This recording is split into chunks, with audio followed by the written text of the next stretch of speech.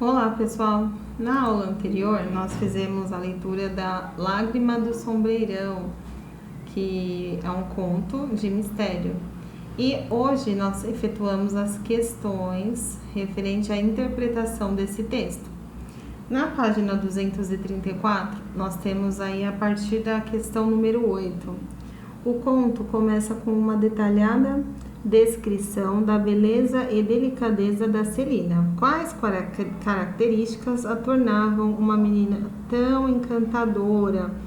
Então, vocês lembram que lá no texto dizia que ela tinha cabelos ondulados, morena, ela era graciosa, muito bonita, que ela tinha os olhos grandes, né? E também eles consideravam esses olhos bonitos. Então, tem várias características lá no texto que vocês conseguem aí detalhar as características da beleza da Celina. Depois da questão 9, vocês teriam que responder. A descrição de Celina é quebrada quando uma mulher nota pistas da presença de sombreirão. Quais são elas? Então, eu pedi para vocês voltarem lá no texto, né? Eu fui anotando aqui quem já tinha respondido ou não, foi bem bacana, né? E aí nós chegamos à conclusão que é a parte do parágrafo que fala as 4 mulas amarradas ao poste, né, gente? Que ela tinha lá aquela carga de carvão. 10. Celina, apesar de já estar quase pegando no sono, é despertada por uma linda canção, que era o sombreirão, né, gente? O sombreirão, eu tava falando para vocês que em espanhol significa chapéu, né? Que fato estranho sugere que a origem não é normal? Só a menina conseguiu ouvir ele cantando, certo? B. Que comentário de uma personagem sugere que os moradores da cidade conheciam e temiam o sombreirão? No caso, é quando tem aqui ela fala, né? Cruz credo, moça, né? Quando fala assim, será que é o sombreirão, né? Esse cruz credo já está dizendo aí, já demonstra uma característica, uma expressão de medo, né?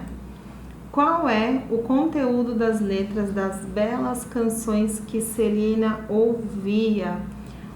O sombreirão e a menina, eles estavam apaixonados, então ele cantava para ela, tem até aqui no texto, ó coração de pau santo, ramo de limão florido, por que deixas esquecido a quem sempre quis te tanto?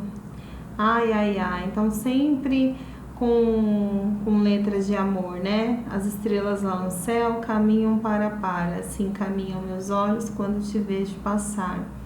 Então eram canções aí de amor, canções românticas, né? 12. Que passagem do conto sugere que os fatos narrados se repetiam várias vezes? Então vocês vão olhar lá no texto quando fala noite após noite, né? Então nós vemos aí que tem uma repetição. 13. Como era o sombreirão afinal? Tem uma parte lá do texto que descreve as informações, as características do sombreirão. Então diz que ele é um homenzinho, né, com um chapéu grande. E aí é só vocês repassarem aqui as informações que tem lá, inclusive de sapatinho de verniz e esporas de prata, tá? 14. O que mudou em Celina depois de ter conhecido o sombreirão? Lembra que a mãe dela ficou preocupada porque ela parou de comer, ela só pensava nele, aí ela parou de sorrir? Então aí é só colocar essa informação aqui. Como a mãe e os vizinhos interpretaram essa mudança? Como nós conversamos na nossa aula, né, gente? Ela não interpretou que a filha estava apaixonada, ela interpretou que a filha estava enfeitiçada pelo sombreirão, né? E aí o que ela fez? Acabou trancando a menina numa igreja, né?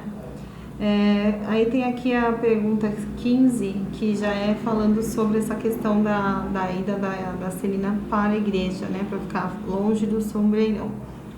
Prender Celina na igreja não foi uma boa ideia, pois ela acabou morrendo de tristeza.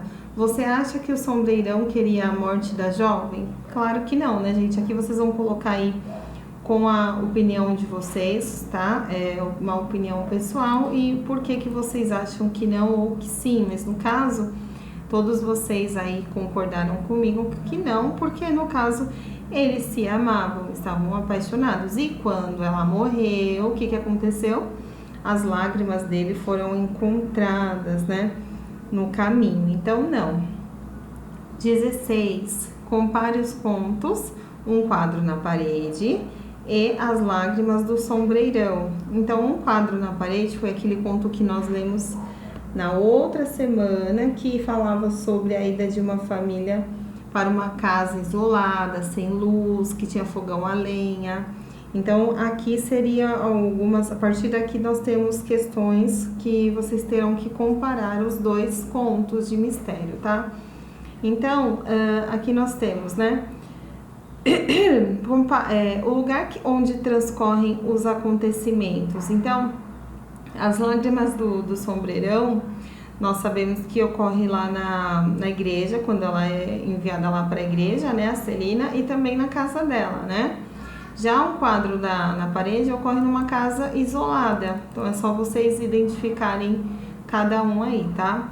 B, o tempo em que transcorrem os acontecimentos. Então, aqui um quadro na parede tem a parte que ela dorme à noite sozinha e tem a parte que o pessoal chega, né, na parte da manhã. E a parte do sombreirão acontece o quê? No final da tarde, certo? E depois à noite. C, com a presença, como as personagens tentam se livrar das assombrações. Lembram que na primeiro conto de mistério, que é um quadro na parede, nós temos a questão que ela finge que está sonhando, né? Que aquilo é um sonho, que aquilo não é real.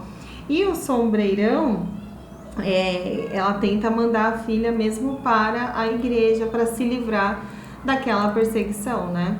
D, o final do conto. No final do conto, gente, tem aquela questão da lembrança, né? Lá daquela noite de terror, lá no conto do quadro na parede, né?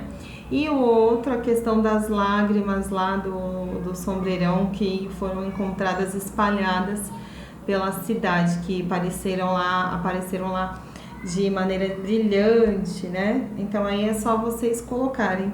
E nós encerramos a nossa aula por aqui. Espero que vocês tenham gostado aí do nosso conto de mistério.